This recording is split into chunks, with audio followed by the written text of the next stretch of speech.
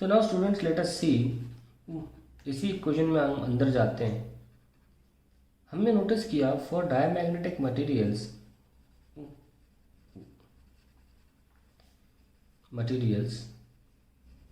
जो mu R की value निकल के आई वो लेस देन 1 निकल के आई। और ये मैंने नहीं बोला, ये सिंपल सी बात है, क्योंकि म्यू आर जो था वो b/b0 से निकल के आया। और डाया के लिए, क्योंकि मटेरियल के अंदर अपोजिट दिशा में मैग्नेटिक मोमेंट डेवलप होता है, तो नेट मैग्नेटिक फील्ड जिसको हम बी नेट लिखे थे, अभी बी लिख रहे हैं, वो लेस देन b0 हो जाती है। तो but natural mu r less than 1 हो गया। लेस देन 1 होने की वजह से सपोज से कोई वैल्यू ले लो, -0.8 ले लीजिए, 1 प्लस, वह एग्जाम्पल ले रहा हूँ मैं, एग्जाम्पल। तो ससेप्टिबिलिटी क्या हो जाएगी, -0.2। तो हमने देखा कि susceptibility for a diamagnetic material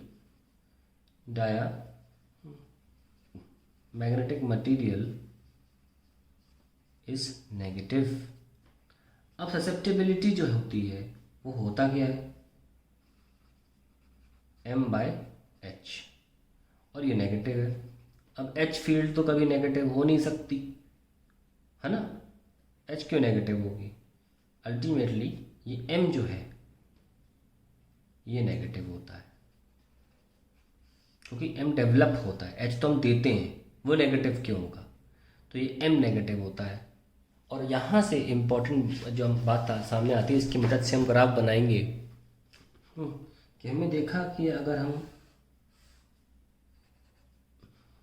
magnetisation या इंटेंसिटी ऑफ मैग्नेटाइजेशन, कितना मैग्नेटाइजेशन हो रहा है और कितना हम दे रहे हैं, इनका ग्राफ बनाएंगे अगर, तो हम देख सकते हैं कि स्ट्रेट लाइन आएगा, है ना, क्योंकि आफ्टर ऑल दोनों जोड़ते किससे हैं। अगर m/h को आप ससेप्टिबिलिटी बोल रहे हो तो आप देख सकते हो कि स्ट्रेट लाइन कर्व आ रहा है ना।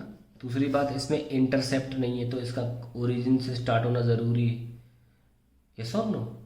एंड फॉर डायमैग्नेटिक मटेरियल हम लिखने जा रहे हैं कि फॉर डायमैग्नेटिक मटेरियल m की वैल्यू नेगेटिव होती है। स्लोप तो नेगेटिव होता ही है, ये नेगेटिव है, स्लोप तो दिखाता ही है, लेकिन स्लोप नेगेटिव अगर आप बोल रहे हो तो आप ऐसे भी बना सकते हो ग्राफ। तो ध्यान रखना, इंटरसेप्ट नहीं है, ये काटेगा नहीं इस लाइन को। स्लोप तो ऐसे भी नेगेटिव होगा, है ना, ऐसे भी नेगेटिव, यहाँ से भी नेगेटिव हो सकता है, लेकिन ये ध्यान रखना ग्राफ 0 से स्टार्ट होता है ये। तो ये जो ग्राफ बनाया मैंने, ये किसके लिए बनाया, डायमैग्नेटिक मटेरियल्स के लिए, ये सुन लो। अब बारी आती है पैरामैग्नेटिक मटेरियल्स।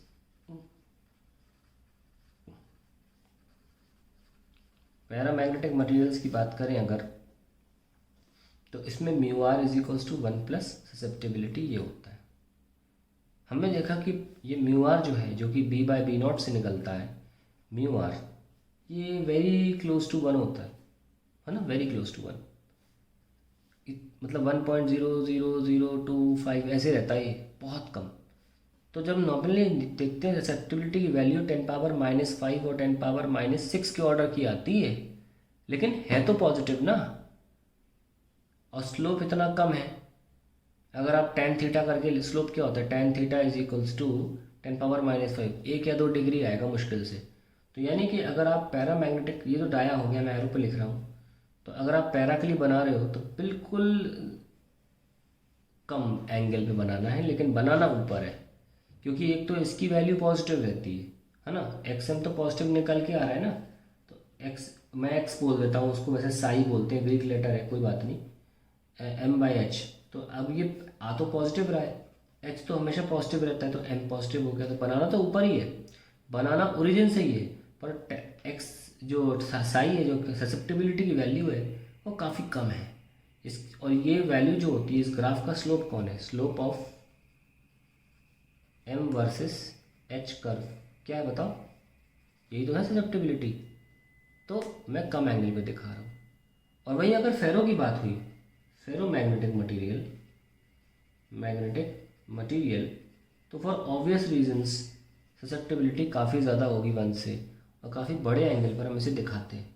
तो ये फेरो हो जाता है। तो मैंने इसलिए तीनों बता दिए क्योंकि एग्ज़ाम में तीनों आते हैं और पूछते हैं कौन सा ग्राफ क्या दिखा रहा है। It's a very important curve. शायद ये कर्व का देखो, चीज़ें वेटेज के अकॉर्डिंग बटी हुई हैं बोर्ड एग्ज़ाम में।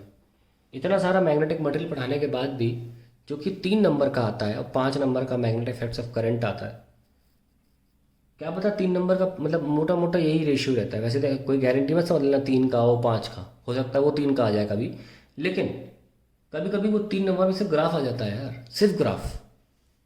वो पूछते हैं ग्राफ में क्या 3 नंबर ग्राफ कैसे आ गया, फिर एग्जाम्पल भी पूछते हैं कि पैरा का एग्जाम्पल दो, फेरो का एग्जाम्पल दो, तो इसमें फिर 2 नंबर बन जाते हैं।